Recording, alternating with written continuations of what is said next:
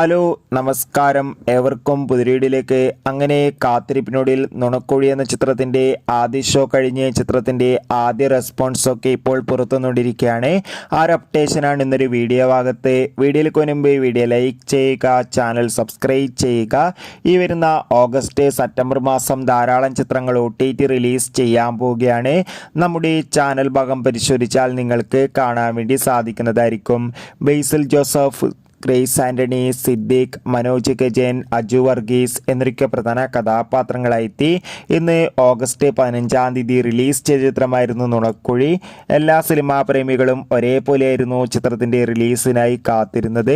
അങ്ങനെ കാത്തിരിപ്പിനൊടുവിൽ ഇപ്പോൾ ചിത്രത്തിൻ്റെ ആദ്യ ഷോ കേരളത്തിലെ വിവിധ തിയേറ്ററുകളിൽ അവസാനിക്കുമ്പോൾ ചിത്രത്തിന് പോസിറ്റീവ് റെസ്പോൺസ് തന്നെയാണ് പുറത്തുനിന്നുകൊണ്ടിരിക്കുന്നത്. ചിത്രം കാണുന്ന സിനിമാ പ്രേമികളെല്ലാവരും ഒന്നരംഗം പറയുകയാണ്, നുണക്കുഴി എന്ന ചിത്രം ഒരു മികച്ച കോമഡി എൻ്റർടൈൻമെൻ്റ് ആണെന്നും ചിത്രത്തിൽ ബേസിൽ ജോസഫിൻ്റെ മികച്ച അഭിനയം തന്നെ കാണാൻ വേണ്ടി സാധിക്കുന്നുണ്ടെന്നും എന്തായാലും കാത്തിരിക്കാം.